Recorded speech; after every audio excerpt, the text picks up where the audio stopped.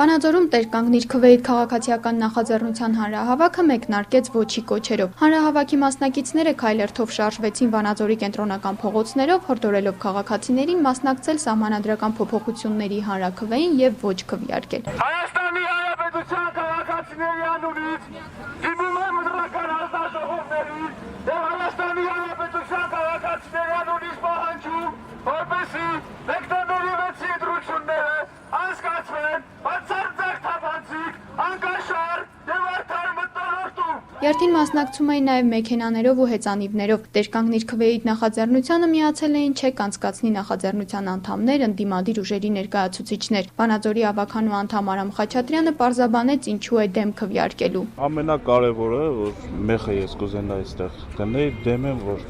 Սերժ Սարգսյանը վերարտադրվի, որպես թիվ 1 պաշտոնյա։ Ուրիշ այստեղ խոսնականը մարդու իրավունքներ, չգիտեմ, եւ այլն, դրանք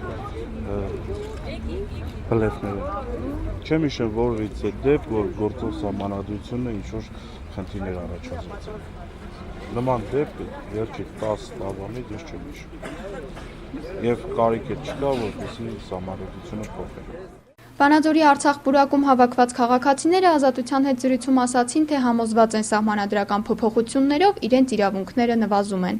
Մի հատ կետ ցույց տվեք, որ այդ գործող սահմանադրությունը սխալ է եղել ու կանգ են առնացրել։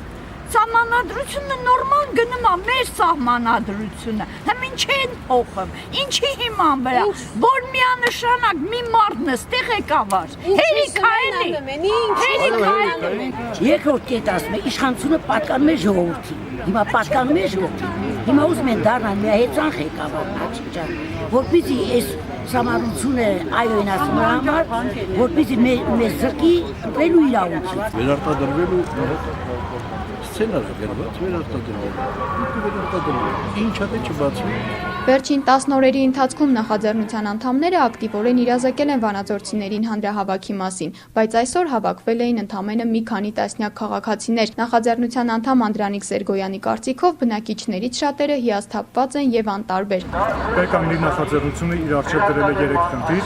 դրանցից մեկը իրազեկել Հայաստանի Հանրապետության քաղաքացիները, որ դեկտեմբերի 6-ին կա հանրաքվե, որը վերաբերում է եւ երկրի կարգին եւ սահմանադրության փոփոխությանը։ Այսպիսով մենք առաջին ուզում ենք իրազեկել։ Երկրորդը ոչ անել, հորդորել, մասնակցել անպայման այդ հանրաքվեին եւ ոչ ասել։